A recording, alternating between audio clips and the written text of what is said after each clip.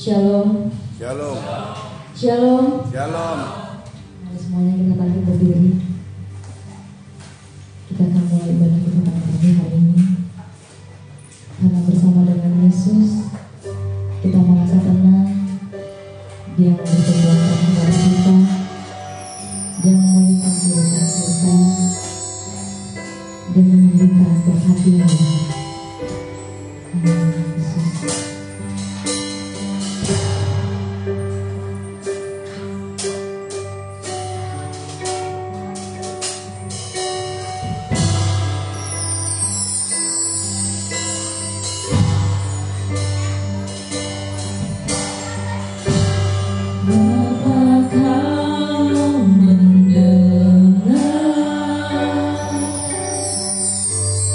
So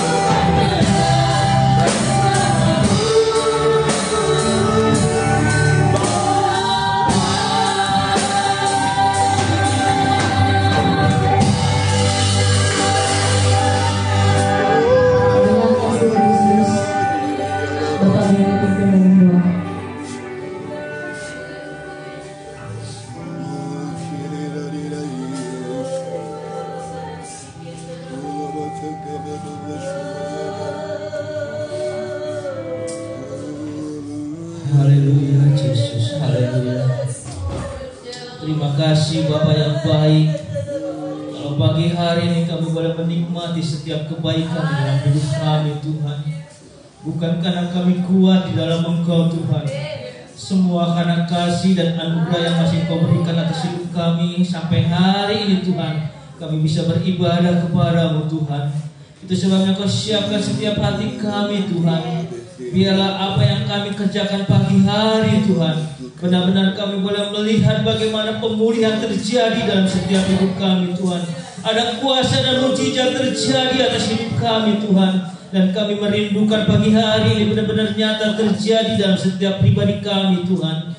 Terima kasih Bapa, terima kasih. Memberkati para pelayan-pelayan-Mu Tuhan. Biarlah urapan-Mu nyata atas setiap pribadi mereka, baik worship leader, singer, pemain musik. Biarlah mereka boleh mempersembahkan satu simfoni yang indah di hadapan-Mu Tuhan. Dan biarlah nama-Mu ditegakkan di tengah-tengah pujian-pujian kami pagi hari ini Bapa. Terima kasih Bapa, memberkati para jemaat yang mungkin masih dalam perjalanan. Kau percepat langkah mereka Tuhan, untuk mereka bisa bersama-sama dengan kami beribadah kepada-Mu Tuhan. Kami tahu, kami sadar Tuhan, saat kami beribadah kepada-Mu Tuhan, ada kuasa-kuasa yang tidak senang kami beribadah kepada-Mu Tuhan. Itulah kuasa dari kegelapan Tuhan. Itu sebabnya kami mau satukan hati pagi hari ini Tuhan. Kami mau usir, kami tangkap di dalam nama Tuhan Yesus Kristus. Dan biarlah kuasa Roh Kudus punya bekerja pagi hari Tuhan. Terima kasih Bapa, terima kasih. Kami siap untuk beribadah kepada-Mu dan kami buka di dalam nama Tuhan Yesus Kristus. Haleluya. Amin. Shalom. Shalom. Philadelphia. Kasih persaudaraan. Kasih persaudaraan. Philadelphia. Haleluya. Masih sukacita. Haleluya. Amin. Kita percaya bahwa Tuhan tuh kasihnya begitu besar sampai tidak terukur, panjang, lebar, dan besar. Haleluya. Tiada. Hilang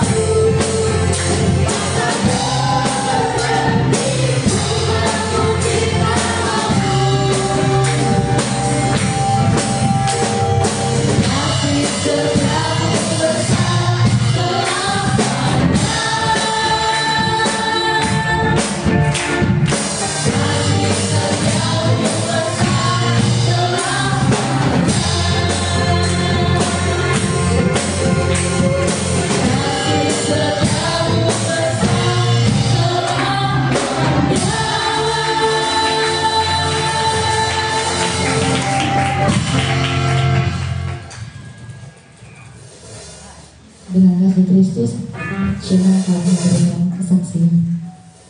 Amin.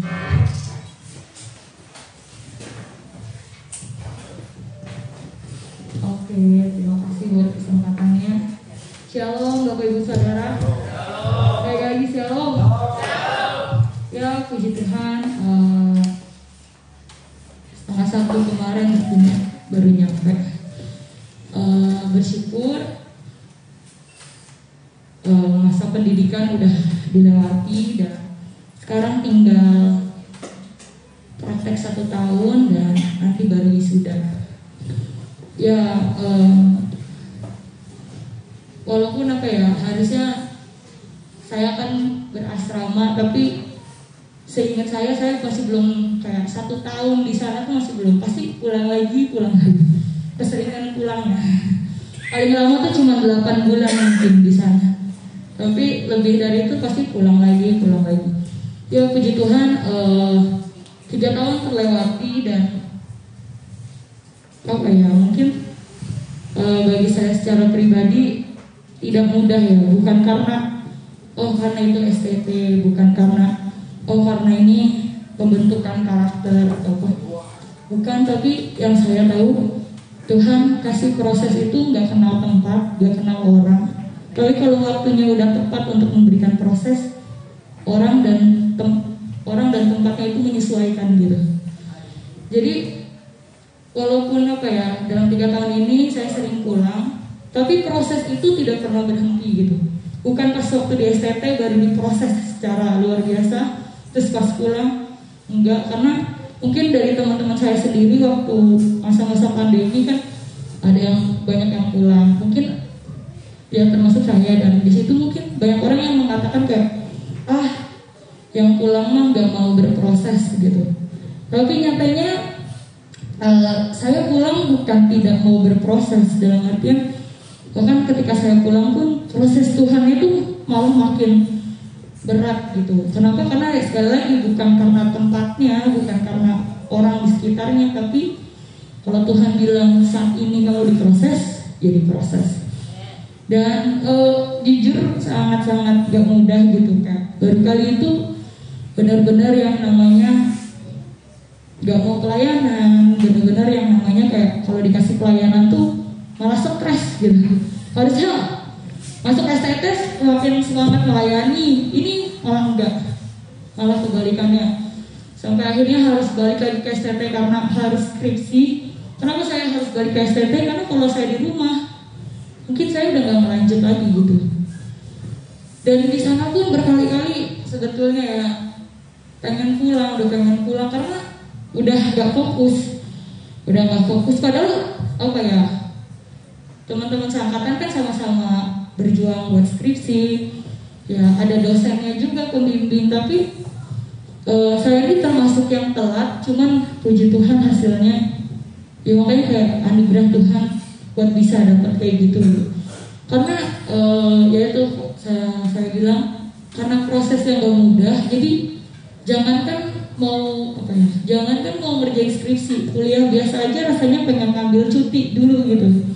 Tapi satu hal yang Tuhan bilang kayak kalau misalnya yang kayak gini aja gak bisa dilewatin, gimana ke depannya gitu, gimana pelayanan ke depannya yang harus dihadapin, semakin gak mudah.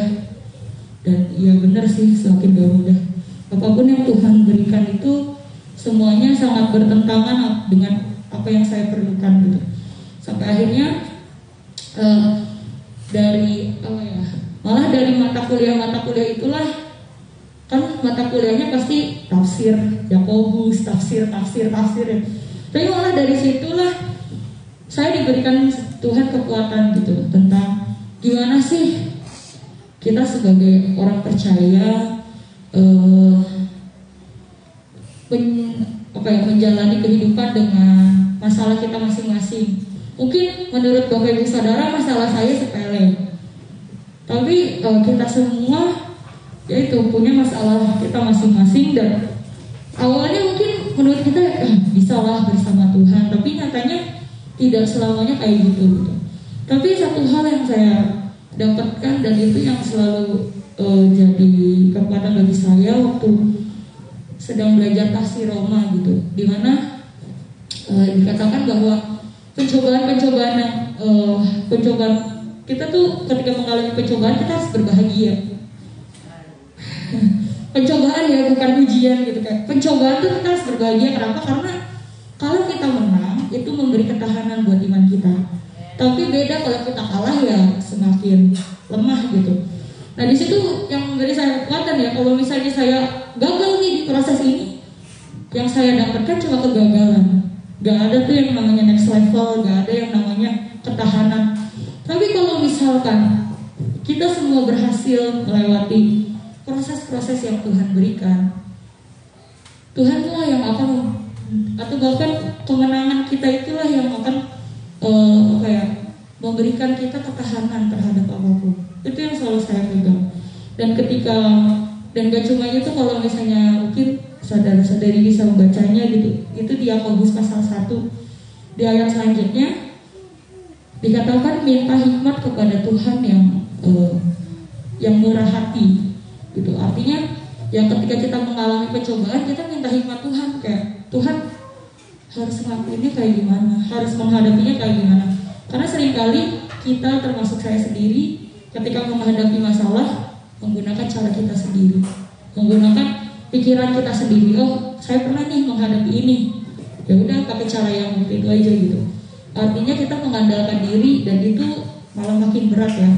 Tetapi dari pelajaran Yakobus itu saya bersyukur saya diberi kekuatan dan diberi hikmat lah sama Tuhan, kayak kalau menghadapi apapun minta hikmat sama Allah yang Maha Pemurah gitu. Bukan minta pertolongan, bukan minta apa, tapi minta hikmat. Ya mungkin ini ya Bapak Ibu Saudara juga mau bisa menjadi kekuatan buat Bapak Ibu Saudara. Kalau kita menghadapi apapun minta hikmat. Dan karena hikmat Tuhan lah ya saya bisa selesai skripsi sampai sekarang. Dan saya percaya karena hikmat Tuhan lah, maka saya akan melewati lah 1 tahun praktek ini bersama Tuhan. Nah demikian kesaksian yang bisa saya sampaikan. Terima kasih, Tuhan Yesus memberkati.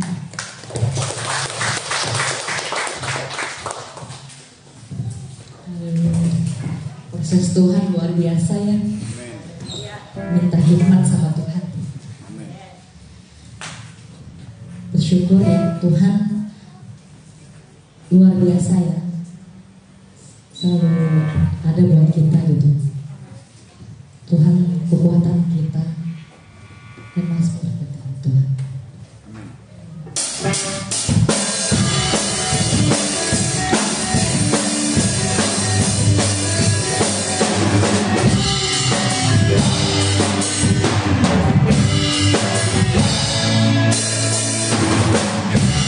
Tuhanlah kekuatan dan Mazmurku, Dia yang membantu dan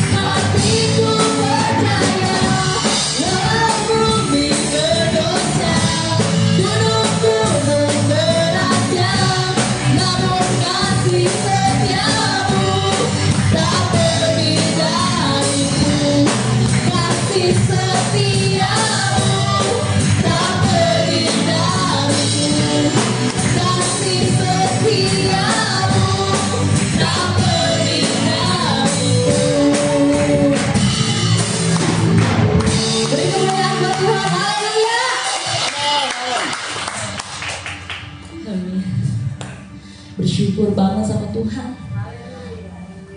Tapi kadang kita bingung balas apa gitu sama Tuhan, karena begitu banyak apa yang Tuhan kasih buat kita. Selain kesetiaan, karena Dia sumber kekuatan, sumber pengharapan. Haleluya. Engkau Allah yang setia Tuhan.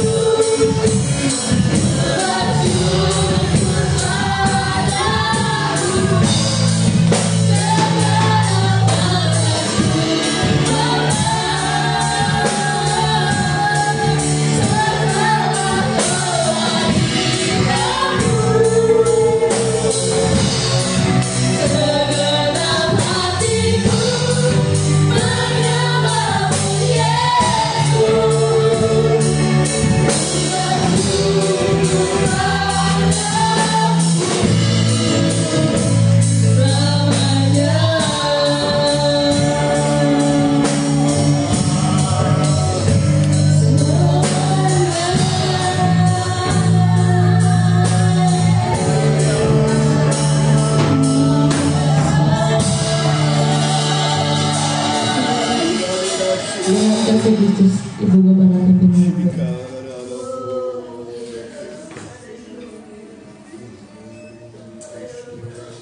Ibu Gembala pimpinan doa.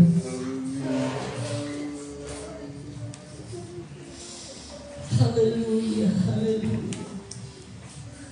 Sungguh Engkau Bapa yang sangat baik. Engkau yang jauh lebih memahami keberadaan hidup kami dari kami sebagai pribadi ciptaan-Mu Tuhan. Oleh sebab itu kami menyatakan dengan apa kami membalas segala kebaikan dan kemurahan-Mu yang begitu besar dalam setiap kami Tuhan. Kami boleh menjadi berharga di mata-Mu. Kami boleh diangkat derajat kami oleh Engkau Tuhan. Itu sangat luar biasa. Bukan karena kuat dan gagah kami ya Bapa, tapi oleh karena kasih karunia-Mu dalam setiap kami Tuhan. Ampuni segala keangkuhan kami, ampuni segala kesombongan kami Tuhan. Segala apa yang kami pikirkan yang jauh dari apa yang Engkau rancangkan Tuhan. Karena banyak kali kami memakai pola-pola pikiran dan hati kami sendiri di dalam menjalani proses kehidupan kami. Tapi kami sangat bersyukur Engkau yang sungguh amat baik, dan bahwasanya untuk selama-lamanya kasih setia-Mu Tuhan dalam setiap kami. Engkau selalu ada bagi kami dalam setiap musim hidup kami ya Bapa. Kami sangat bersyukur bila Engkau Tuhan memberi kesempatan untuk kami memuji, menyembah Engkau Tuhan, beribadah kepada-Mu Tuhan. Dengan kekuatan yang Kau berikan, kesehatan yang Kau berikan Tuhan. Haleluya. Itulah keajaiban yang kami rasakan Tuhan. Karena begitu banyak ribuan orang tidak ada di dalam bait-Mu untuk beribadah seperti kami. Oleh sebab itu, bila Kau mau berfirman lagi bagi kami Tuhan, ajarilah kami dengan kasih-Mu Tuhan, agar benar-benar kami lebih memahami hati-Mu, sehingga setiap perjalanan hidup kami ya Tuhan sesuai dengan rancangan-rancangan yang Engkau tetapkan. Karena rancangan-rancangan-Mu adalah rancangan yang penuh dengan pengharapan, rancangan yang indah ya Tuhan. Haleluya. Segala kekuatannya bukan daripada-Mu. Haleluya. Baik paradigma kami manusia, dari kekuatan roh jahat kami mau tolak, kami hancurkan untuk membatasi kekuatan firman Tuhan yang dari dalam nama Tuhan Yesus Kristus. Darah Yesus yang berkuasa. Haleluya. Urapan marifat pembukaan firman-Mu nyata atas hamba-Mu ya Tuhan. Biarlah Tuhan Engkau pakai hamba-Mu Tuhan dengan penuh kerendahan hatinya ya Bapa, agar benar-benar hanya perkataan-perkataan-Mu saja yang dinyatakan Tuhan. Haleluya. Kekuatan, kesehatan Kau berikan atas hamba-Mu ya Bapa. Terima kasih Tuhan. Kami bersyukur dan terima kebenaran firman-Mu hanya di dalam nama Tuhan Yesus Kristus. Haleluya.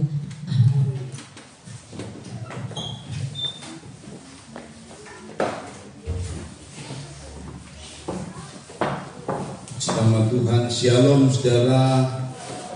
Puji nama Tuhan, dari Tuhan sungguh besar anugerahnya buat kita semua yang hadir secara onsite maupun secara online saudara ya. Anugerah besar Tuhan untuk kita bisa menerima kebenaran firman Tuhan.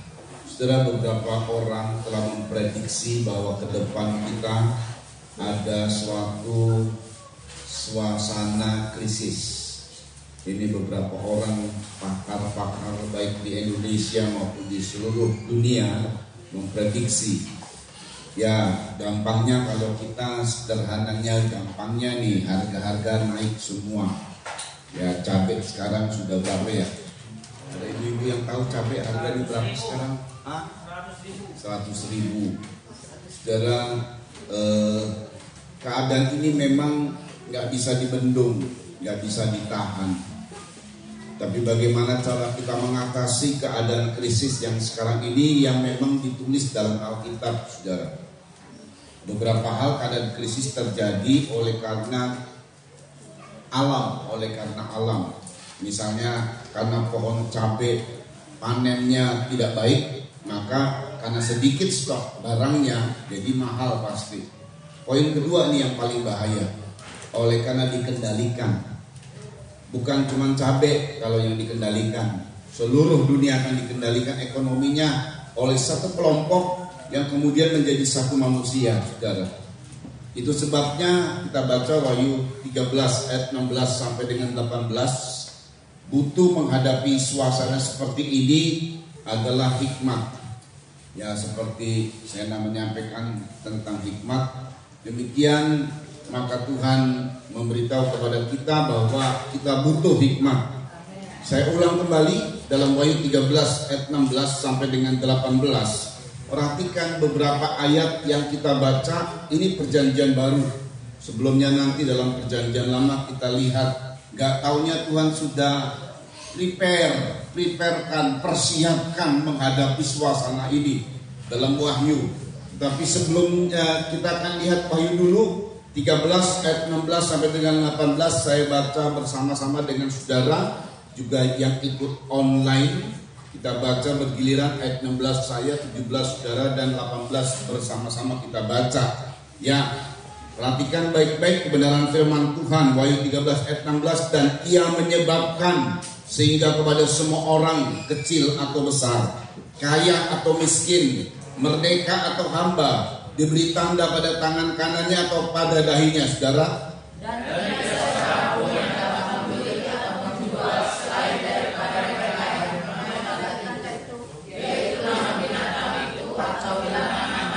Yang penting sama-sama 2, 3. Yang penting di sini ialah hikmat. Barang siapa yang bijaksana, baiklah yang menghitung bilangan binatang itu, karena bilangan itu adalah bilangan seorang manusia, dan bilangannya ialah 666. Amin. Saudara perhatikan baik-baik, gak taunya untuk peristiwa yang akan terjadi di peristiwa di Wahyu pasal 13 ayat 16 yang sedang. Karena memang nanti ada satu kelompok yang akan menguasai seluruh ekonomi kita, saudara, seluruh ekonomi dunia, termasuk Indonesia. Dan dialah yang mengatur soal harga, dialah yang mengatur soal ini dan itu. Itu nanti sampai kepada klimaks. Tetapi sekarang ini memang kalau kita lihat gaya-gaya kayak begini, namanya gaya mafia, saudara, yang ada. Ada orang yang mengendalikan minyak bumi misalnya untuk Indonesia, ya mungkin minyak bumi untuk seluruh dunia ya. Misalnya yang lalu minyak bimoli, minyak sayur, itu ada mafia, saudara, bermain. Entah nanti ada lagi sebab stoknya banyak tetapi kok harga tinggi. Nah, ini permainan. Ada sesuatu permainan, saudara. Banyak hal yang berkaitan dengan permainan dan itu adalah gaya mafia. Gaya mafia itu mencaplok semua, kemudian dia ngatur. Kepada rakyatnya ada krisis jadinya. Jadi peristiwa krisis yang sedang terjadi ini kita mesti hati-hati mewaspadainya, saudara. Perhatikan baik-baik. Gak taunya nanti. Ini zaman ini jangan sampai kita terjadi, jangan sampai kita masih di dunia ini ya. Zaman ini nih, zaman pas adanya antikris, di mana semua orang kecil atau besar, kaya miskin, merdeka atau hamba diberi tanda pada tangan kanan dan pada dahi. Tidak seorang pun yang bisa membeli atau menjual kecuali mereka yang punya tanda antikris tersebut. Itu seharusnya sudah tersingkirkan, sudah terhancur. Tetapi suasana itu sekarang sedang berlaku. Memang ada muncul kuda hitam dengan timbangannya yang disebut adalah kuda krisis. Secupak gandum sedinar, 3 cupak jelai sedinar. Harga-harga lagi naik. Padahal ini sudah melewati hari-hari perayaan, tapi naik, masih terus bertahan di naik, saudara. Semua pesawat juga yang kami mau naiki, karena saya harus ke Sulawesi Selatan, naik, saudara. Dan hampir semua naik, tidak ada yang tidak naik.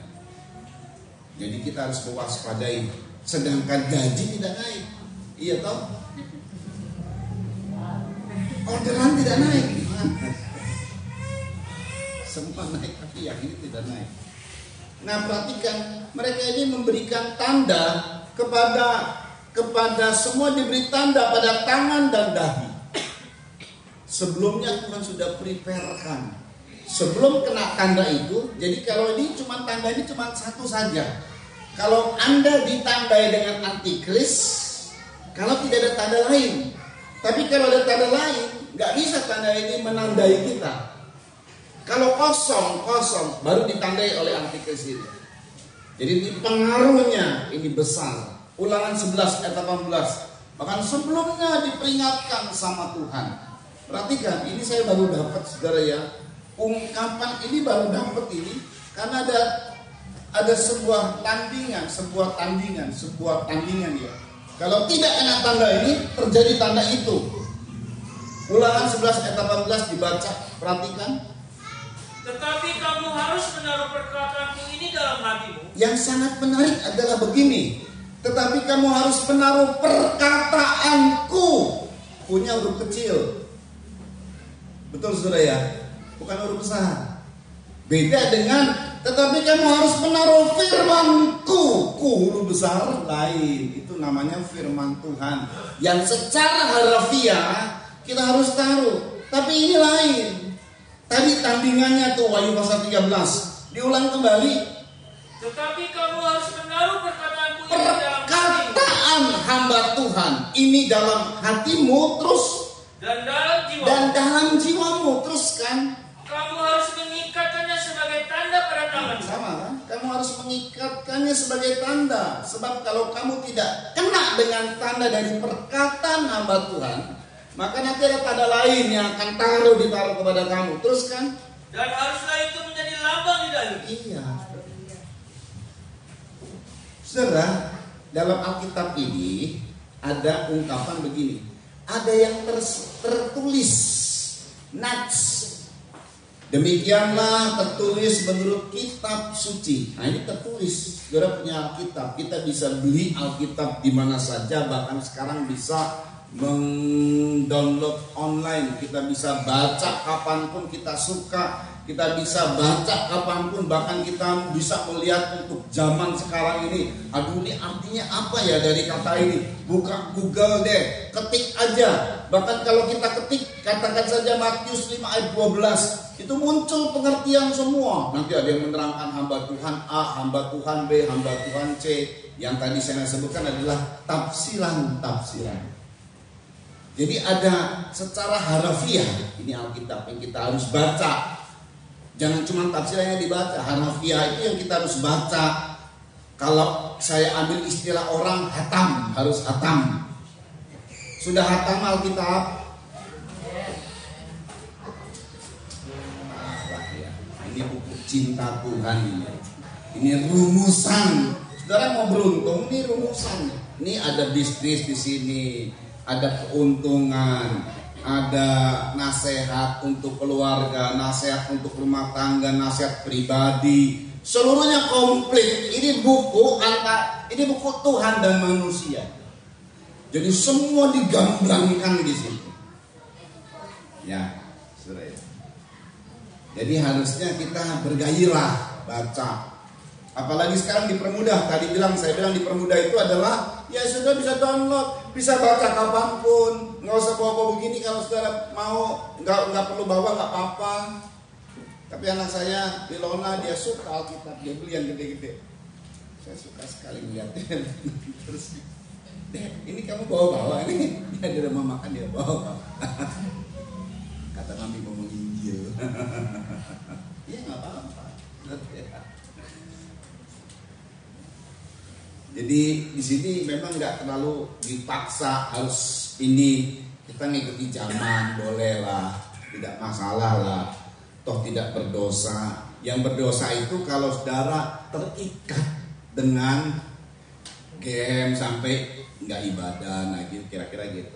Gara-gara game itu kan game semua kan di handphone semua, lalu berontak sama orang tua itu berdosa namanya.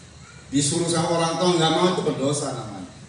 You main game cuman biasa standar saja, disuruh oke segala macam oke lah, nggak masalah lah. Ini dunia sudah sekarang begitu kok keadaannya. Kita cut, kita paksa-paksa, nanti kecewa, nanti patah semangat, betul nggak saudara? Oke, kita arahkan aja. Saya tidak terlalu hamba Tuhan yang kayak apa begitu loh. Saya juga banyak mengerti tentang teknologi, sedikit lah mengerti teknologi.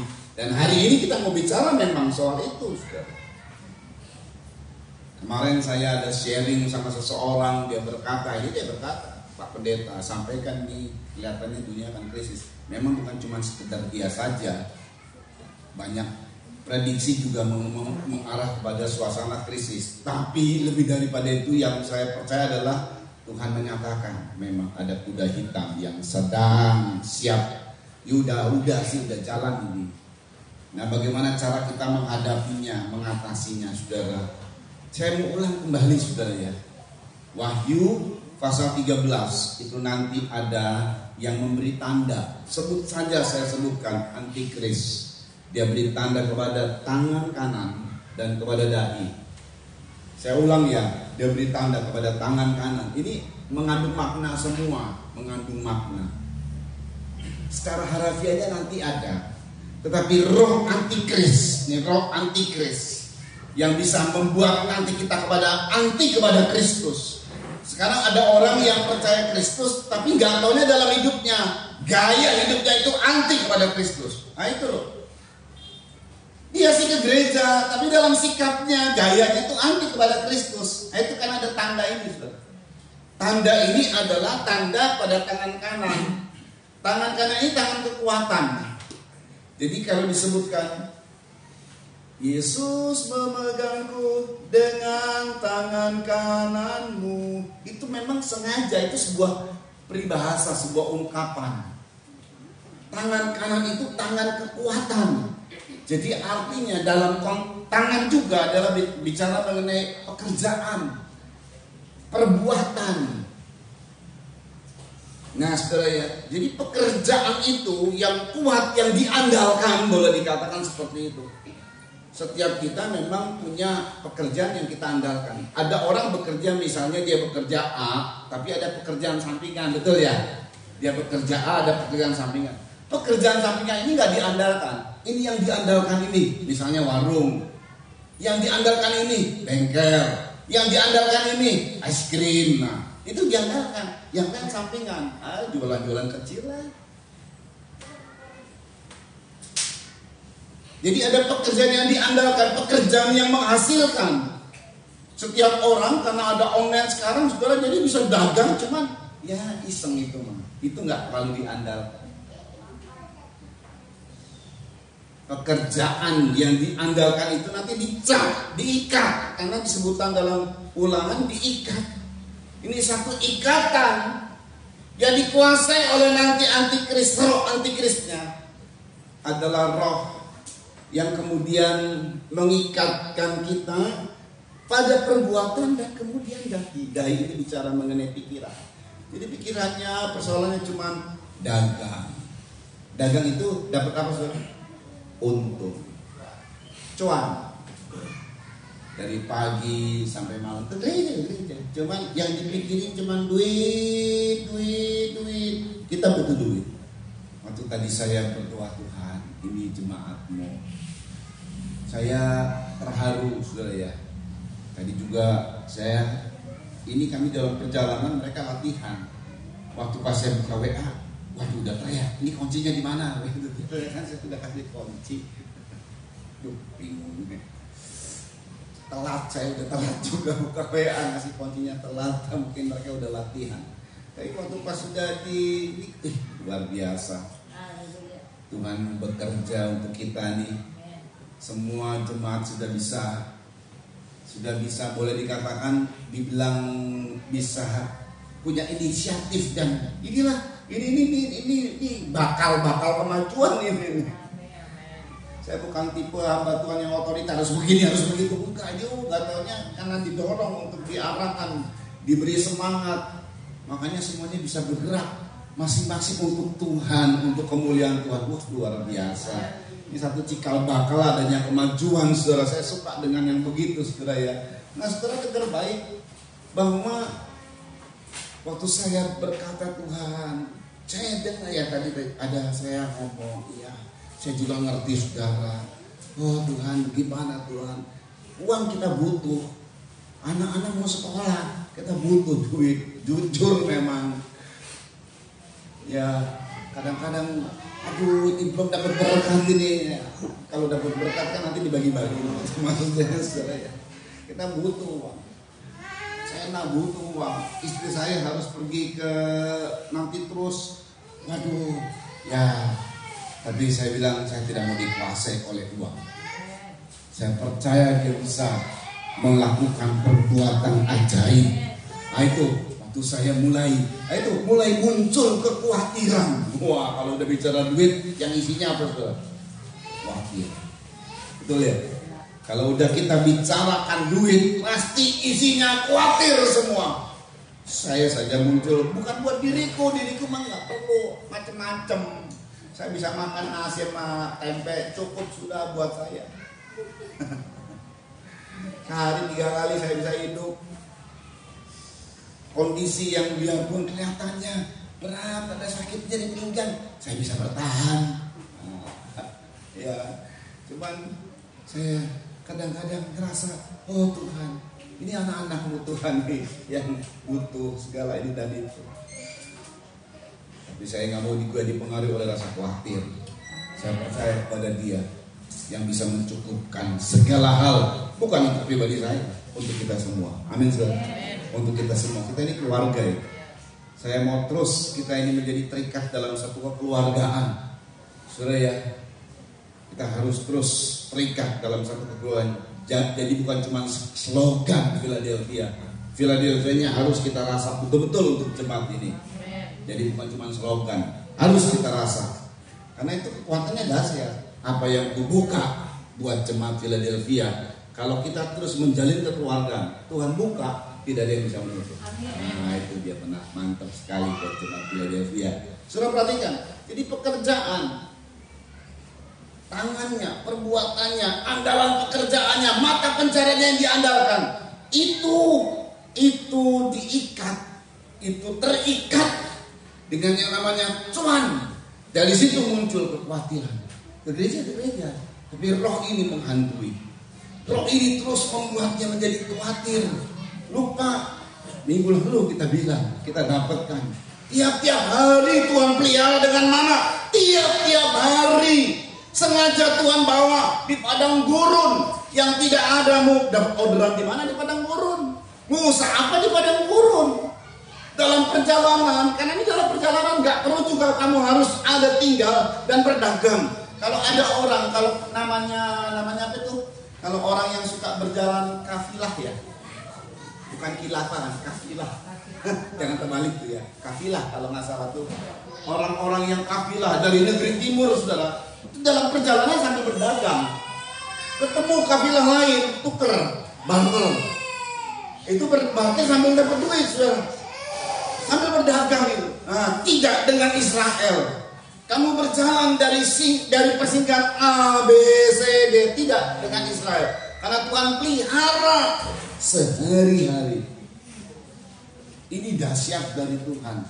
Tuhan tidak biarkan anak-anaknya terlantar.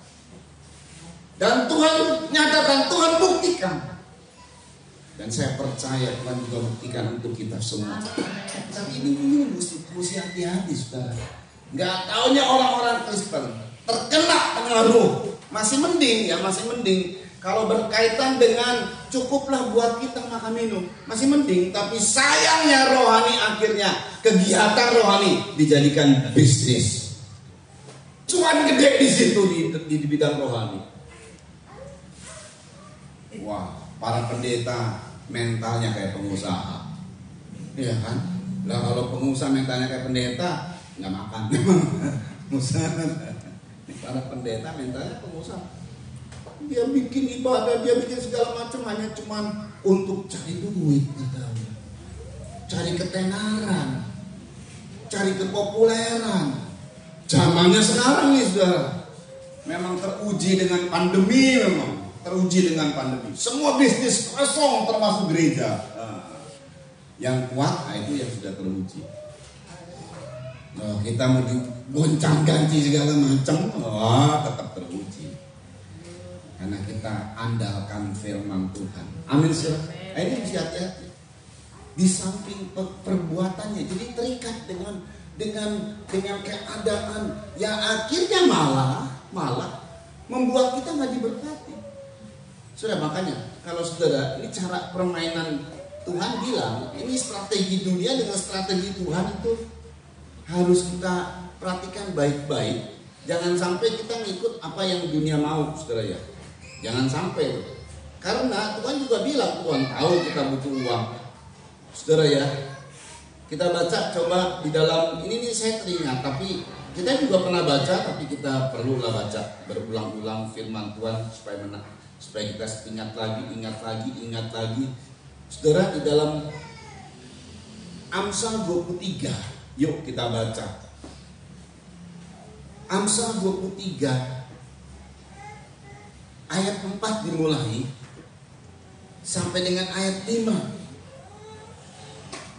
Amsal 23 ayat 4 sampai dengan 5 dibaca. Jangan bersusah payah untuk menjadi kaya. Jangan bersusah payah untuk menjadi kaya. Kalau soal kaya, tuh Edu tuh, ingat tuh, berkat Tuhan apa? Paling nomor 1 dia. Berkat Tuhan yang menjadikan kaya. Susah payah tidak menambahnya. Tapi ada orang yang berusaha susah payah mau jadi kaya. Tuhan bilang jangan susah payah jadi kaya. Terus, tinggalkanlah niatmu ini. Tinggalkan niatmu. Terus, kalau engkau mengamat-ngamati, sebab kalau engkau mengamat-amatinya, lenyaplah ia. Lenyap ya. Terus, karena tiba-tiba ia bersayap. Iya bersayap tiba-tiba. Tadinya nggak ada sayap, kok tiba-tiba bersayap. Terus, lalu terbang ke angkasa seperti raja. Terbang ke angkasa seperti raja wali. Kalau mau kaya jangan susah-susah. Tapi ini dia, berkat Tuhan yang menjadikan kaya. Saudara, ini berkaitan kaya nanti identik dengan uang tadi, cuan, untung. Bisnis itu kan dapatnya begitu. Dan itu memang sudah ada loh antikris ini. Mengikat. Jadi ada orang yang berusaha susah-susah, berusaha terus, malah nggak dapat dia. Oh ini ya, kelihatannya invest ini bagus nih. Oh ditambahin lagi dananya, tambahin lagi, tambah jeblok. Oh rasanya nih ada lagi keuntungan nih. Itu hati-hati. Bisnis ini bagus nih. Cuma sedikit aja kita invest yuk. Kita keluarin duit kan. Sana juga nih, apalagi ada invest segala macam. Nanti kalau kasih kamu sekian, nanti dapatnya sekian. Dengan santai kita dapat sekian. Karena kita invest ke satu katakanlah satu usaha apa begitu. Tertarik orang, tergiur orang. Cuma 100.000, cuma 500.000. Iya awal-awalnya, lama-lama kemudian menjerat kita. Begitu kita sudah keluarkan gede, lalu dibawa lari sama orang. Gigit jari kau. Hati-hati saudara. Tuhan siapkan semua kekayaan itu pada namanya berkat. Dan berkat Tuhan itu dalam ibadah. Beribadahlah kepadaku maka aku akan memberkati kamu. Jadi kita siapkan dalam ibadah ini, siapkan hati kita saudara. Perhatikan, ada kekuatan yang akan menguasai dunia. Dia mengatur dunia, membuat dunia jadi krisis. Ini kekuatan antikris. Dia mengikat di tangan kanan dan di dahi. Sebelumnya Tuhan bicara. Ini bahkan ya, sebelumnya Tuhan bilang, kamu harus menaruh perkataanku ini dalam hatimu, dalam Ulangan 11 ayat 18. Harus mengikatkannya sebagai tanda pada tanganmu. Harus menjadi lambang di dahi. Tanda di tangan dan lambang di dahi. Jadi pengaruh harus dipengaruhi oleh perkataanku. Punya itu hamba Tuhan. Perkataannya hamba Tuhan. Karena dalam Wahyu 13 ada tanda yang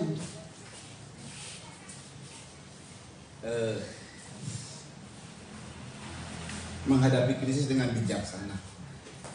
Ada tanda, saudara, ada tanda di tangan dan di dada. Ini perhatikan, dan kemudian tanda itu dari seorang manusia. Katanya ada pengaruh manusia. Nah ini dia, manusianya antikris dan manusianya hamba Tuhan. Dimulai dari manusianya Musa. Saat itu Musa dalam kitab Ulangan. Tapi kitab Ulangan ini, saudara, yang namanya firman itu dia kekal secara tersurat ulang kembali Ulangan 11 ayat 18. Karena ini penting buat saudara. Ini yang saya dapatkan dari Tuhan. Ya, perhatikan Ulangan 11 ayat 18. Tetapi kamu harus menaruh perkataanku ini dalam hatimu. Ini tersurat. Tersurat itu secara harfiah. Nah, ini kekal selama-lamanya. Satu iota pun, jangankan satu kata, tetapi satu kata. Kamu satu kata. Iota itu tahu iota? Cuma titik koma. Tidak ada satu iota pun dalam Taurat Tuhan yang tidak digenapi. Dan tidak hilang, tidak pernah hilang. Dari dunia dijadikan sampai dunia berakhir, itu kekal selama-lamanya satu iota. Apalagi satu kalimat. Ulang kembali ini kalimatnya. Tetapi kamu harus menaruh perkataanku ini dalam hatimu. Iya. Dan dalam jiwamu. Iya. Kamu harus mengikatkannya sebagai tanda pada tanganmu. Iya. Dan haruslah itu menjadi lambang di dahimu. Iya, saudara. Perhatikan ya, saya ulang kembali karena ini unsurnya sama-sama manusia. Ini sayang di sini dia nanti keberadaan orang yang kemudian keliru dan akhirnya gagal. Kalau saudara berhasil di sini, perhatikan ya, ikatkan tanganmu pada perkataanku, kata hamba Tuhan. Di sana, maka tanda ini akan menjadi mengikat, menandai. Tanda antikris ini akan ada di tangan kanan, di pekerjaan andalanmu, dan di pikiranmu. Dan tanda ini adalah juga tanda seorang manusia antikris. Jadi nggak tanya manusia ini berperan. Manusia sebagai pemimpin. Antikris berperan untuk mempengaruhi seluruh dunia nantinya. Tetapi kalau sudah ada tanda dari perkataan hamba Tuhan, maka antikris nggak bisa kasih tanda. Makanya kita butuh perkataan hamba Tuhan. Tanda dari perkataan hamba Tuhan. Diikat. Kita terikat malah. Dengan konteks terikat, ya kita tidak menjadi budak. Tetapi kita mengikat itu artinya begini. Aku melakukan firman Tuhan. Aku melakukan perkataan Tuhan. Seperti apa yang dikatakan oleh hamba Tuhan itu. Terikat kita. Perhatikan baik-baik. Perhatikan baik-baik ini dia, saudara ya. Ada yang harafiah, saya baca harafiahnya. Demikianlah firman Tuhan, kata Tuhan, kasihilah Tuhan Allahmu dengan segenap hatimu. Itu harafiahnya. Tetapi dari hamba Tuhan kemudian menerangkan, ada kasih filio, ada kasih storge, ada kasih agape. Itu kemudian Tuhan bilang kita harus mengasihi keluarga. Secara harafiahnya, kasihilah Tuhan dengan segenap hatimu dan sesamamu. Nah, kemudian hamba Tuhan bilang kamu harus mengasihi keluarga. Kamu harus kasih saudara-saudaramu. Itu yang dipegang dalam kehidupan kita. Karena ada melanjut dari firman Tuhan yang secara harafiah kemudian dijelaskan, disikapkan. Nah, disikapkan itulah yang dimaksud dengan kamu harus mengikatkan perkataanku. Akan menjadi berkat buatmu. Oh, kan gak tertulis di Alkitab. Contoh. Kata hamba Tuhan, jangan merokok. Oh, gak tertulis di Alkitab. Jadi saya gak pegang. Nah, itu namanya on. Maksudnya dipegang supaya kamu sehat gitu loh. Nah, itu yang dipegang. Memang gak tertulis di Alkitab sih. Gak tertulis. Siapa yang nulis di Alkitab? Nggak ada tertulis dengan secara harafiah jangan merokok, apalagi di hukum Taurat. Hukum Taurat cuma jangan membunuh, jangan mencuri, nggak ada butirnya satu lagi jangan merokok, nggak ada. Cuman ada di sono-sono itu di merokok membunuhmu. saya dipelesetin lagi. Kan membunuh, Bu. Nggak membunuh, Bu. Kurang ajar. Kalau manusia itu begini.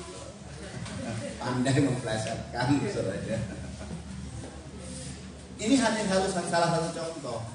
Jadi pada saat saudara dapat dari khotbah tentang A begitu, ini Roh Kudus bicara. Ini hamba Tuhan yang ngomong, yang menjelaskan firman Tuhan, Oh, saya dapat ini. Itu pegang, ikat itu di tanganmu, ikat itu di dahimu, itu memberkati. Sudah dengar baik. Perhatikan baik-baik. Seluruh firman Tuhan akan membuat kita menjadi bijaksana. Perkataan-perkataan firman Tuhan dan perkataan-perkataan yang menjelaskan firman Tuhan. Hamba Tuhan itu menjelaskan firman. Itu akan menjadikan kita bijaksana. Apalagi firman yang disingkapkan. Iya, nah begitu. Itu firman yang disingkapkan. Itu akan membuat kita menjadi bijaksana. Bayangkan loh, kebijaksanaan yang didapat sama kita. Ulangan 4 ayat 6. Sebab Tuhan bilang, menghadapi situasi ini, baiklah semua kita menghitung. Karena itu bilangan manusia. Baiklah kita bijaksana menghitung. Saudara dengar baik? Setiap kita ini harus menghitung untung rugi. Tapi juga kehidupan kita ini, saudara, segala sesuatu kita hitung dengan bijaksananya Tuhan. Dan bagaimana kita dapat bijaksana? Perhatikan, Ulangan 4 ayat 6. Perhatikan dulu. Lakukanlah itu dengan setia. Lakukanlah itu dengan setia. Terus. Sebab itulah yang akan menjadi kebijaksanaan. Itulah yang akan menjadi kebijaksanaanmu. Terus. Dan akal budimu di mata bangsa-bangsa. Dan akal budimu di mata bangsa-bangsa. Terus. Yang pada waktu mendengar segala ketetapan ini akan berkata. Ya. Memang bangsa yang besar ini adalah umat yang bijaksana dan berakal budi. Nah, ini lakukanlah firman Tuhan dengan setia. Lakukanlah firman Tuhan dengan setia.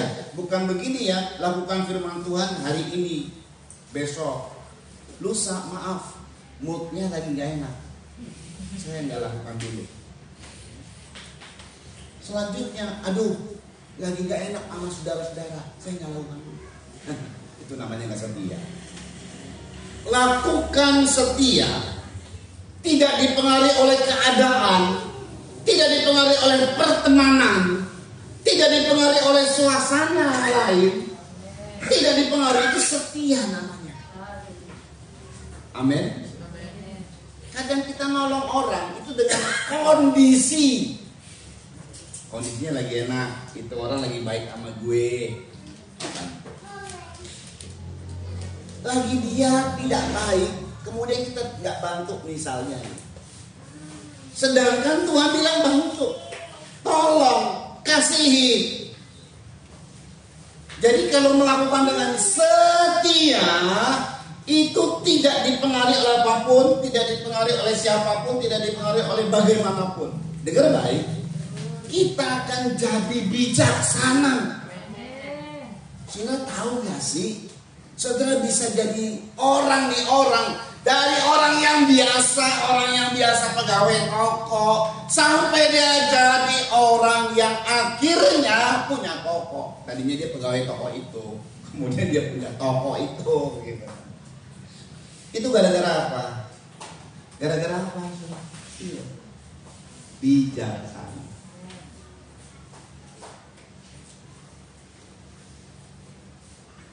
Saya ulang ya, ada orang yang katakan cuma invest kecil, akhirnya menjadi invest semuanya dia. Dia punya semuanya. Tadinya investnya cuma kecil aja, 1% lah. Yang lain saya cuma tenaga gitu. Yang invest ada 70% segala macam perusahaan itu. Lalu kemudian di berapa puluh tahun, katakanlah 5 tahun kemudian dia memegang tunggal dari perusahaan itu. Itu kalau anak pakai ini. Ini ngkong kita dulu nih, ngkong dari orang Cina ya. Itu kalau dia nggak pedit ya, tanya anak apa yang pedit. Peditnya itu artinya bukan pedit bukan buat diri, bukan buat ini segala macam. Irit lebih tepatnya mah. Makan bubur aja ya. supaya untungnya gede. Kumpulin duit sudah nggak boros, kumpulin duit, ngelola duit, akhirnya punya toko, akhirnya bisa berhasil. Itu karena pakai otak. Betul nggak? Bisnis itu kalau mau maju pakai apa? Pakai otak. Dan Tuhan bilang bijaksana itu dari melakukan firman. Perusahaan besar panggil motivator, sampaikan motivasi ke salesman supaya perusahaannya maju kan, duitnya gede tuh. Kan cuma dikasih kiat-kiat doang, dibuat training segala macam, dibuatlah segala macam supaya perusahaannya maju, omsetnya gede, naik lagi. Itu orang-orang bijaksana yang dipanggil. Motivator itu orang-orang pinter yang dipanggil, bukan orang-orang yang bodoh. Mana ada orang-orang bodoh dipanggil? Orang-orang pinter dipanggil, itu gede ewanya, itu panggil dia tuh gede, bayarannya gede, nggak apa-apa supaya naik, terupgrade di perusahaan. Tuhan nggak perlu, Tuhan bilang nggak perlu kamu panggil sana panggil sini, asal kamu setia melakukan firman, maka ada bijaksana dalam dirimu. Waktu orang bisa membuat iPad ini iPad. Waktu orang bisa membuat Android, apa saja yang dibuat ini semuanya pakai apa nih? Pakai otak. Pakai otak ini semua. Pakai kebijaksanaan, pakai kepintaran, dan semua penemu adalah orang Israel. Makanya Tuhan bilang, bangsamu akan disebut oleh bangsa lain. Oh iya, bangsa Israel itu bangsa yang bijaksana dan berakal budi. Nepi ayeuna orang mengakui. Saudara, untuk menciptakan satu produk itu perlu ditelaah, perlu dianalisa, itu perlu didata segala macam lah, semuanya segala macam. Akhirnya menjadilah, katakanlah yang gampang-gampang nih, bibit unggul dari padi yang dulu ya panen 4 bulan bisa 3 bulan, sekarang semakin maju. Apa saja semua, saudara, itu perlu otak, perlu kebijaksanaan, perlu knowledge, pengetahuan. Dan Tuhan kasih tahu, saudara bisa bijaksana itu, nggak usah ini dan itu. Asal lakukan firman Tuhan dengan setia, nanti kita dapat kebijaksanaan dari Tuhan. Bijaksana ada 2 nanti. Bijaksana secara harafiah kita dapat dari Tuhan karena kita baca firman, lalu kemudian disampaikan oleh Tuhan. Dan bijaksana yang terakhir adalah karena spontan dari hati. Nah, ini yang paling diperlukan sama kita. Di tengah-tengah situasi yang sulit, tiba-tiba ada ide brilian sebutannya, ide brilian, saudara ya. Itu muncul karena kita setia sama Tuhan. Itu muncul karena kita melakukan firman Tuhan. Ide brilian muncul, tring. Oh, begini tuh mengatasinya. Oh, begini tuh mengatasinya. Saya ini, saudara, nggak ngerti banyak hal sebenarnya. Komputer juga cuma sebentar saya masuk dari itu juga zaman dulu. Apa kemudian otak saya pinter? Enggak juga, masih ada banyak yang pinter. Tapi karena saya mengandalkan firman, saya percaya ada ide brilian yang muncul dari firman yang saya baca, yang saya lakukan, nanti muncul. Sehingga, oh begitu kok mengatasinya ya. Entah saya mengerti mengenai kejiwaan, mengerti mengenai kedokteran, mungkin beberapa hal, mengerti mengenai teknologi seperti ini. Usia saya sudah usia, wah lewatlah, ini mana anak muda, bagiannya anak muda. Enggak, bisa juga dihadapi, bisa juga diatasi. Bukan karena apa-apa, karena cinta firman. Semua muncul karena cinta firman. Jadi memang kadang-kadang ada orang bilang, wah serba bisa ya.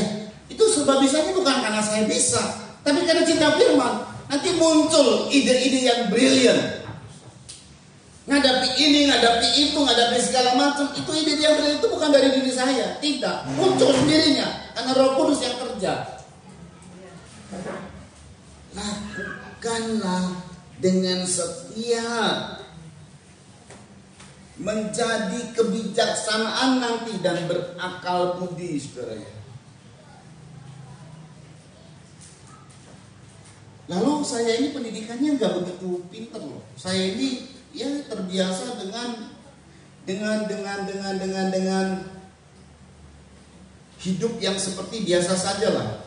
Kisah Rasul 4 ayat 13. Perhatikan nih, ini dilihat sama orang. Gini loh, kalau kita bijaksana bukan begini. Saya ini orang bijaksana. Kita bijaksana itu bukan dari omongan kita, dari omongan orang. Iya betul ya, dia bijaksana ya. Sama Kisah Rasul 4 ayat 13 dibaca, perhatikan baik-baik. Ketika sidang itu melihat keberanian Petrus, terus dan Yohanes, iya, dan mengetahui bahwa keduanya orang biasa yang tidak terpelajar, terus heranlah mereka, dan mereka mengenal keduanya sebagai pengikut Kristus. Iya. Mereka ini tidak terpelajar sebenarnya, tapi semua orang kagum dengan kebijaksanaan dari perkataan Petrus dan Yohanes. Jadi nggak taunya bijaksana ini bukan berasal dari kita kuliah, sekolah. Mungkin kau cuma tamat SD, SMP saja, nggak nyampe, nggak masalah buatku. Yang penting hatimu. Amin. Hati ini loh, hati ini nanti yang akan bisa mendapatkan kebijaksanaan. Hati yang cinta firman, hati yang suka firman Tuhan, itu akan muncul kebijaksanaan. Jadi setiap kita akan mengatasi masalah memang masing-masing, gak secara global. Si A mengatasi masalah krisis yang ada dalam hidupnya dengan cara kebijaksanaan dari Tuhan, secara spontan didapat, lalu kemudian dia punya ide-ide brilian, dia lakukan tindakan-tindakan dalam ide brilian, maka terjadi luputlah dia dari krisis. Si B mungkin caranya berbeda dengan si A, si C mungkin caranya berbeda dengan si A, B, dan seterusnya. Masing-masing Tuhan kasih ide brilian pada setiap orang, tapi semua orang ini sama, mencintai firman Tuhan. Semua orang ini sama, setia melakukan firman Tuhan. Jadi ada firman Tuhan yang secara harafiah, ada firman Tuhan yang disampaikan hamba Tuhan. Ini sudah menjadi firman Tuhan yang disampaikan oleh hamba Tuhan. Oh, saya harus melakukan firman Tuhan dalam hati kita. Misalnya saya berkata tentang sesuatu, nggak tahunya itu merupakan kiat buat saudara. Oh, saya dapat nih, saya tangkap ini nih, apa yang dikatakan oleh hamba Tuhan, apa yang dikatakan oleh firman Tuhan lewat hambanya, saya tangkap. Itu jadi berkat loh, saudara. Itu jadi kekuatan dalam diri kita. Saudara dengar baik. Ini memang Tuhan bilang dalam kitab Ulangan. Perhatikan, ini nanti ada pilihan. Ada, terserah kita mau pilih yang mana, bijaksana atau kita baca, perhatikan di dalam Ulangan pasal, kita baca Ulangan pasal 4 ini, saudara, nggak taunya ada pilihan dari Tuhan. Ini memang kalau sudah kita pilih A, nggak dapat yang B. Kalau kita pilih B, nggak dapat yang A. Jadi ini harus salah satu kita pilih. Ulangan pasal 4, perhatikan baik-baik. Perhatikan baik-baik. Ayat 15. Di dalam Ulangan ini, saudara, coba Ulangan pasal 4 dulu, ayat tadi yang kita baca. Ayat yang kita baca,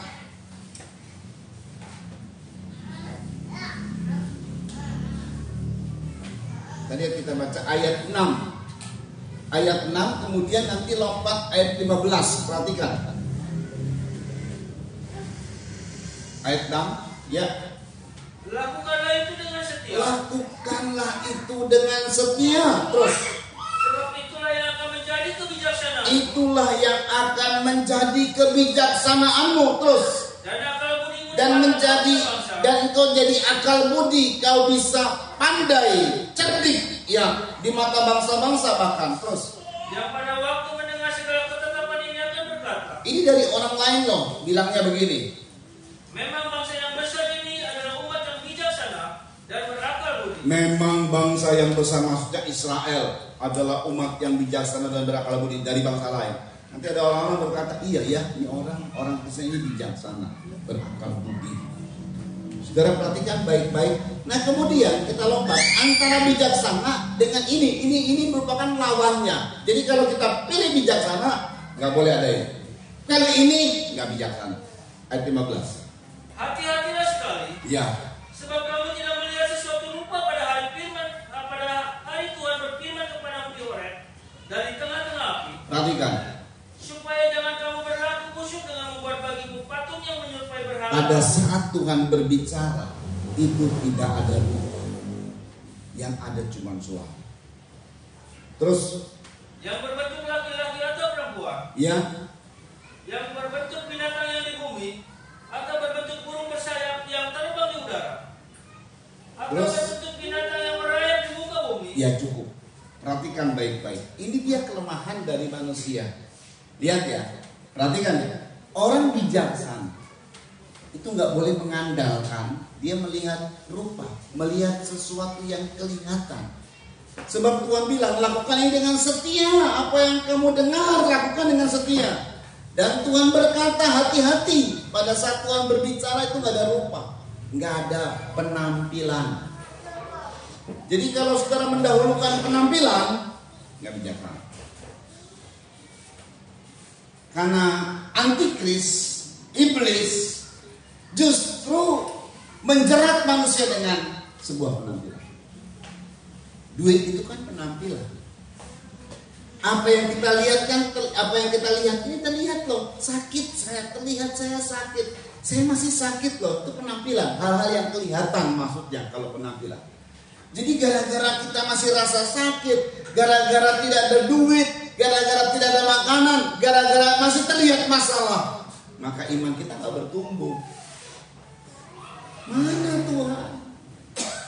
Iman gak bertumbuh, gak muncul bijaksana, kita gak melakukan firman, malah kita ngomel sama Tuhan, malah kita sumut-sumut sama Tuhan. Jauh dari Tuhan kalau begitu. Makanya biarpun, walaupun, lihat bagaimana Sadrak, Mesak, Abednego, mereka melihat dapur api dan mereka bilang gini, kalaupun engkau masukkan kami, nambah lagi tuh, kami tidak akan pernah menyembah. Kalaupun kami harus mati, kami tidak pernah menyembah kepada dewa yang kamu buat, Nebukadnezar. Dimasukkan dalam dapur api, malah selamat kok. Tapi kalaupun mereka mati nggak apa-apa. Justru itu namanya ujian. Apa yang terlihat itu sementara sifatnya. Apa yang terlihat ini jangan kita imannya mengandalkan apa yang kita lihat. Jangan ditanya bukti dulu, jangan. Mari kita lakukan dulu. Kan banyak kali begini, kalau saya sembuh, kalau saya diberkati, saya setia. Setia dulu. Belum diberkati, setia dulu. Amin. Setia dulu, nanti diberkati. Setia dulu, nanti sembuh. Setia dulu. Setianya belum. Setia itu saya ulang, tidak dipengaruhi oleh situasi. Setia itu juga adalah sesuatu yang terjadi berulang-ulang kali. Sama kayak kita misalnya dagang gitu ya. Hari ini dagang, sepi, besok dagang lagi, lusa dagang lagi, tiap-tiap hari dagang, terus setia. Hari ini bikin kue, sepi, besok bikin kue, lusa bikin kue, seterusnya bikin kue. Mau laku mau enggak bikin kue, setia namanya. Hari ini bikin kue, besok bikin kue rame, besok sepi, lusa nggak bikin kue dulu deh, nggak setia. Orang tuh lihat setia itu adalah pekerjaan yang rutin dilakukan. Belum menghasilkan, tapi setia dulu.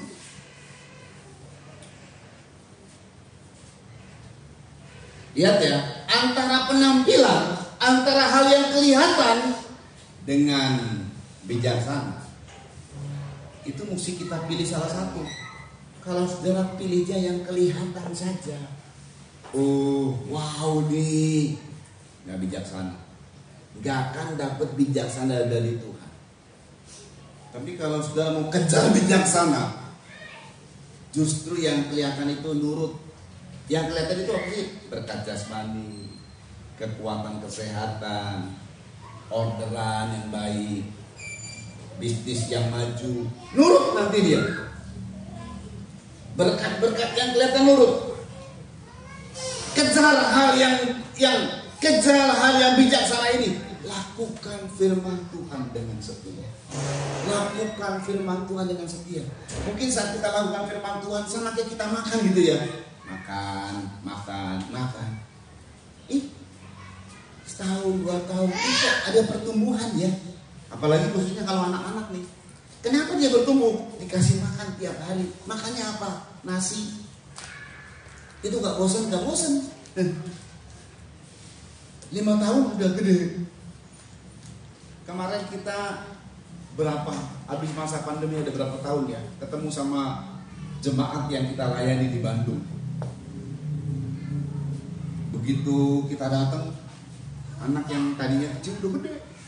Iya, udah gede. Ada pertumbuhan. Tanya sama orang tuanya, kok bisa gede gini? Dikasih makan. Betul nggak saudara? Jadi waktu kita lagi makan nih, apalagi anak-anak yang sedang bertumbuh ya, dia makan nggak gini loh, nggak di dalam pikirannya. Nanti saya makan ini supaya saya bertumbuh 1 mili. Saya makan nasi, besok saya bertumbuh 1 mili lagi. Nggak gitu, saudara, nggak mikir begitu, bodoh amat, makan aja. Sama, lakukan firman Tuhan aja. Lakukan firman Tuhan aja. Nanti seiring dengan suasana peristiwa-peristiwa yang ada, kok saya dapat bijaksana ya? Oh, kok saya bisa mengatasi masalah ya? Loh, saya kok bisa melewati hari-hari yang rasanya sebetulnya kurang, tapi dilewati dan berhasil ya. Terus berjalan terus begitu, saudara. Sampai nanti itu adalah satu perjalanan yang Tuhan ada klimaksnya. Setiap kita akan dapat klimaks dari Tuhan. Karena Tuhan memberkati kita itu tidak pas-pasan. Aku akan berkati kamu berlimpah-limpah. Itu janji loh. Coba awali dulu. Ya nanti nggak tahu nih, dalam hidup kita ketemu dengan si A, ya mungkin gagal. Ketemu dengan si B, berhasil. Ketemu dengan si C, ada tambah lagi dan lain sebagainya. Entah pekerjaan A, pekerjaan B, pekerjaan C, kita nggak tahu. Kita ngalir aja. Asal yang rutin kita lakukan firman Tuhan dengan setia. Itu yang rutin. Lakukan firman Tuhan dengan setia. Lakukan firman Tuhan dengan setia. Ada bijaksana yang muncul dalam diri kita, memberkati pekerjaan kita, memberkati hidup kita. Menghadapi masa krisis kita bisa melewati. Terus jujur di saudara, memang ini mendekati sedang masa krisis. Tapi jangan khawatir. Kalau bicara mengenai Tuhannya, Tuhan bilang jangan khawatir. Cuman banyaknya kita ini tidak mengandalkan Tuhan. Tuhan mau tolong kita jauh. Nah ini bisa jadi Tuhan tolong. Dia mau ambil kita jauh, ya sudah. Coba dekat sama Tuhan aja. Apapun yang kita alami, Tuhan pasti tolong. Jadi kesaksian nanti. Biarpun pada saat kita sudah ditolong nih ya, hari ini kita ditolong, minggu depan sih masih deg-degan. Wah, ada masalah persoalannya. Tapi minggu depan juga ditolong kok. Asal dekat sama Tuhan. Setelah kita ditolong 2 minggu, bulan depan tetap masih deg-degan sih. Karena masalahnya masih ada di mata kita loh. Cuman karena kita tidak melihat, karena kita tidak mengandalkan apa yang kita lihat, kita mengandalkan apa kata Tuhan. Apa yang kita lihat masalah. Jalani aja setia beribadah. Jalani aja setia doa. Jalani aja setia baca firman. Itu jalani. Jalani aja setia, mengasihi sesama. Digerakkan hati nolong, kita tolong. Jalani aja. Jalani firman Tuhan. Jalani aja hati nurani yang sesuai firman Tuhan. Tuhan, hati nurani kita bilang A, B, C, D kita ikuti. Jalani aja. Nanti masalah-masalah yang kita hadapi lewat. Teratasi. Amin sudah. Kalau bicara Tuhannya gampang, semua masalahmu Tuhan tolong. Kecil semuanya. Sampai nanti kita menanti ada masalah yang Tuhan tolong secara tuntas. Karena Tuhan mau segala sesuatu terjadi pemulihan. Itu yang Tuhan mau. Segala sesuatu terjadi pemulihan. Kita hanya bisa bersuka cita saja. Ya, selama perjalanan saya bersama dengan anak saya sama istri saya bilang, sama Ilona bilang sebelum saya berkumpul dengan kita. Ya, sebentar lagi kita mau bentuk formasi 4. Ya, maksudnya kita lengkap nih. Jadi Power Ranger gitu, cuman canda-candaan gitu. Sebabnya kalau formasi lengkap ini menjadi satu kekuatan, kami merasa menjadi satu kekuatan yang luar biasa begitu saudara ya. Wah, dalam perjalanan biarpun perjalanannya banyak keliru, rencananya banyak keliru. Saya bilang ya sudah, sebelum saya pergi kita itu belum pernah kita berempat ini, apalagi bilang sudah besar. Jadi ngerasa bagaimana kita berempat sama-sama. Ya, Kiki yang nyetir, dia kan juga keponakan, dari sepanjang Pagaden sampai sono balik lagi dia nyetir. Ya kan. Saya serahkan, saya percayakan. Saya ini gampang orangnya, gampang. Saya pasarkan, percaya saya. Jadi dia nyetir, sepanjang perjalanan. Cuman saya dalam waktu pas saya memang telat makan, so. Ya keliru itu dia. Kita rencananya mau enak gitu ya. Yuk itu nginep di pantai. Kok itu pantai jauh bisa. Salah ngomong ini orang desa. Ini pantai berpuluh-puluh kilo. Udah begitu sampai di sono mati lampu. Saya bilang gak jadi. Kita ke Jogja aja langsung. Telat makan. Jadi makan di Jogja telat. Sampai perjalanan pulang. Aduh. Karena sakit lagi ya. Aduh. Wah, saya segera mengambil sikap secepatnya. Ya, saya bilang udah yang lain pada di depan, saya di belakang. Tahu sendiri di belakang itu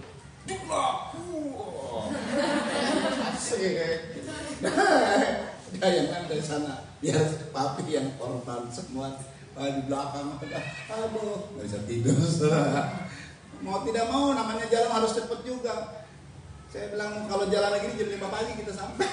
Kalau jalannya pelan, ada gajrukan berhenti di tol ya. Jam 5 pagi kita sampai. Terusin aja, udah biasanya gojang anjing di belakang. Tapi saya bersuka cita sekali sih. Semua menjadi indah. Keluarga itu paling indah ya itu sudah. Bukan karena duit sebenarnya. Serius duit mah. Ya seberapa yang ada ya kita beli ini beli itu. Tapi kebersamaan itu indah sekali. Apalagi semuanya dalam kasih Tuhan. Tadinya saya yang harusnya khotbah. Cuman saya kan gak siap-siap mau saya khotbah. Saya begitu saya tanya lagi pagi-pagi ini masih belum kuat, ya sudahlah. Saya siap. No problem buat saya. Cuman saya saat di belakang lihat anakku dan istriku indah sekali. Kan saya dari belakang. Emang indah. Yang paling indah itu keluarga ya. Bukan duit nyatanya ya, keluarga. Karena keluargaku ini ya sena STT buat Tuhan dia. Jujur aja sih ada waktu di Delopo, tapi pas ada orang bilang, oh kota besar kok, Terus Wilona sudah mulai beranjak remaja. Saya lihat rajin sekali dia. Sebentar duduk berdoa. Luar biasa. Iya tuh, itu yang paling indah itu memang itu saudara ya. Jadi kalau saudara sekarang kumpul ya, anak-anak kumpul bersama dengan kita nih, saudara-saudara bersama dengan kita ibadah, itu indah banget. Indah. Amin saudara. Semuanya dalam Tuhan. Kalau sudah dalam Tuhan, kalau sudah suka beribadah, saya mah yakin dah, daripada orang gak beribadah, mendingan beribadah. Lama-lama dia dirubah sama Tuhan. Amin. Lama-lama dirubah sama Tuhan. Kalau kita kaya tapi di sono pecah sini, aduh rasanya. Tapi kalau kita ibadah gitu, suasananya indah sekali. Saya percaya setiap kita, setiap keluarga itu adalah rencana Tuhan. Jadi gini loh, kalau Tuhan mau kasih berkat sama kita ini, berkat apa ya? Ini berkat duit atau berkat keluarga bahagia? Tuhan pilih mana? Keluarga bahagia. Itu prioritas buat Tuhan. Duit itu dikesampingkan. Buat Tuhan, keluarga yang bahagia itu prioritas. Itu buat Tuhan loh. Apalagi itu buat kita. Jadi percaya bahwa Tuhan akan melakukan perbuatan ajaib. Memang tidak mudah. Lebih gampang ngasih duit, lebih gampang ngasih berkat yang lain-lain. Karena keluarga itu masing-masing manusia, free will. Betul ya? Ya orang tua punya kebebasan untuk kehendaknya sendiri. Suami, istri, anak-anak. Jadi nggak sembarang itu. Kalaupun Tuhan rencanakan satu keluarga bisa dipulihkan, tapi banyak perjalanan yang bisa dikatakan contoh-contoh. Adam dan Hawa baru punya 2 anak, Kain dan Abel. Si Kain gelo, bunuh adiknya Abel. Amin. Coba bayangin, itu sedih, lama Tuhan juga sedih. Tapi itu sudah kenyataan. Jadi untuk menciptakan keluarga yang bahagia itu prioritas bagi Tuhan, tapi tidak mudah. Sungguh tidak mudah. Tapi kalau kita bisa, keluarga kita kumpul dan berbahagia, beribadah bersama dengan Tuhan, itu berkat yang amat sangat terbesar daripada semuanya. Amin saudara. Yuk kita datang sama Tuhan, yuk. Sungguh Tuhan baik buat kita. Masa krisis apapun yang akan kita hadapi bisa kita lewati. Dengan apa akan aku balas? Karena ini kan lagu ini, haleluya, Dia setia sama kita. Kasih setianya luar biasa, saudara ya. Kasih setianya luar biasa buat kita semua. Yang ikut live streaming, kita berdiri semua yuk. Yang ikut live streaming juga. Kalau engkau bersama dengan keluargamu, itu indah sekali. Masa krisis yang kita hadapi, Tuhan bilang jangan khawatir. Tuhan akan lalukan kita. Semua kita akan Tuhan tolong. Tetap melakukan firman Tuhan dan setia kepada Tuhan.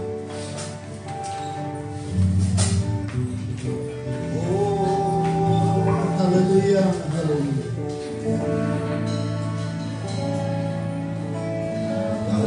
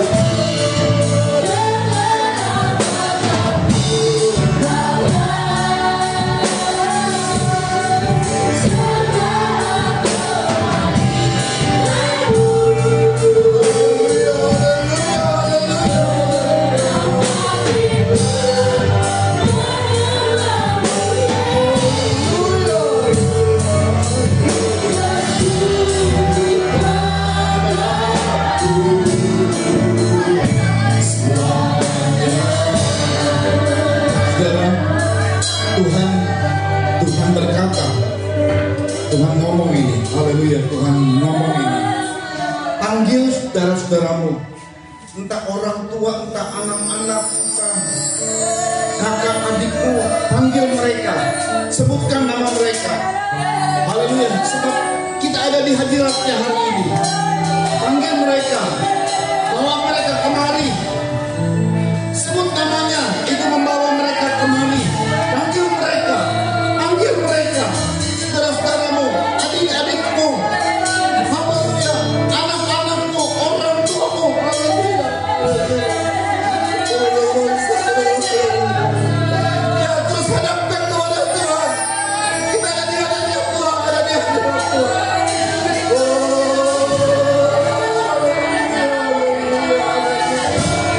Haleluya, haleluya, haleluya. Ini keluarga kami. Katakan kepada Tuhan, ini keluargaku, Tuhan. Ini keluargaku. Terimalah keluargaku sebagai keluarga kerajaan-Mu. Haleluya.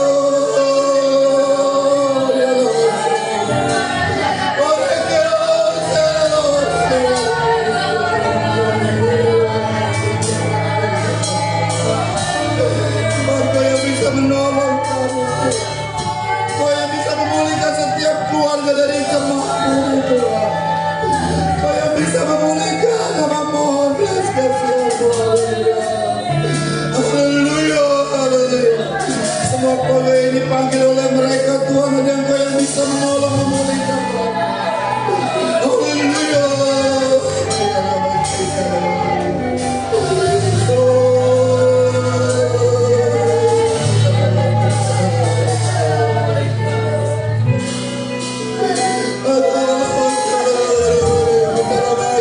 Kami bersama-sama melihat keluarga kami ada di hadirat-Mu, Tuhan.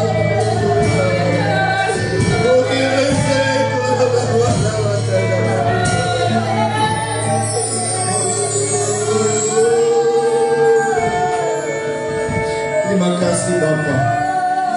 Berkati semua yang hadir sekarang ini. Berkati keluarga yang pada tempat ibadah. Berkati Podiani dan Pastori, Tuhan. Berkati semua korban-korban jemaat. Berkati yang ikut live streaming, Tuhan. Haleluya. Keluarga demi keluarga, berkati mereka semua.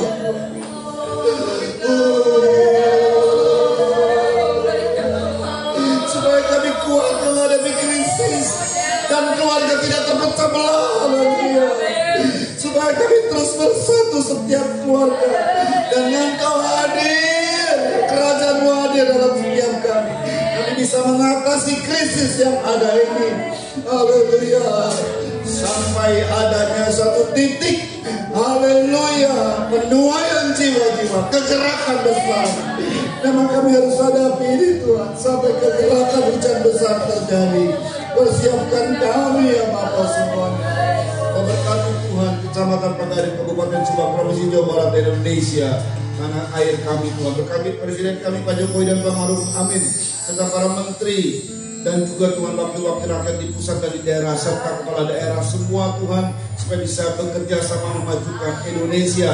Berkati KPK, TNI, Polri, dan 188 Badan Intelijen supaya mereka bisa diberi kekuatan, power untuk bisa memecahkan masalah-masalah besar, koruptor, terorisme, gembong-gembong narkoba, sindikat mafia, dan semua dihukum sesuai dengan hukum yang berlaku. Tapi kalau hukum dari hukum dunia, kami mohon hukum sorga bertindak, nama Tuhan dipermuliakan. Terima kasih Tuhan, berkati semua pelayan-pelayan-Mu yang telah melayani Tuhan. Mereka yang sakit Tuhan sembuhkan dengan sempurna dalam nama Yesus. Kuasa Tuhan bekerja. Haleluya, haleluya. Terima kasih buat semuanya Bapa. Terima kasih buat anak-anak-Mu yang sudah lama tidak datang, kemudian mereka datang lagi Tuhan. Oh haleluya, ini adalah keluarga. Kami serindu, kami bersuka cita karena kami bisa berkumpul bersama-sama lagi dengan Tuhan. Biarlah dalam setiap rumah tangga kami ada kerajaan Allah yang selalu hadir. Haleluya. Perlindungan-Mu nyata dalam setiap kami Tuhan. Kami tidak bisa menjangkau satu persatu, tetapi Engkau adalah Gembala agung dan Gembala yang baik. Engkau memperhatikan semua domba-domba-Mu. Haleluya, baik yang di onsite ini maupun yang di online. Dan semua yang ikut Tuhan dalam ibadah ini. Nama Tuhan dipermuliakan. Haleluya. Terima kasih Bapak yang baik. Dan kalau sebentar kami kembali ke kami masing-masing, sampaikan dengan selamat, dengan tidak kekurangan sesuatu apapun, dan kembalikan pada hari-hari ibadah yang sedang ditetapkan Tuhan. Kami angkat dua tangan kami menerima berkat dari Tuhan. Saudara-saudara yang dikasih oleh Tuhan, terimalah anugerah cinta kasih sayang dari Bapa yang sungguh sangat mengasihimu. Kasihkannya lewat kuasa pendamaian korban Kristus, serta pikiran kekuatan kuasa Roh Kudus menjadi milikmu saudara-saudara, dari sekarang ini sampai Tuhan datang kali yang kedua, bahkan sampai selama-lamanya. Dalam nama Tuhan Yesus Kristus, mempelai pria sorga dan imam besar yang kami puja-puji selalu, kami alaskan doa ini. Haleluya. Haleluya.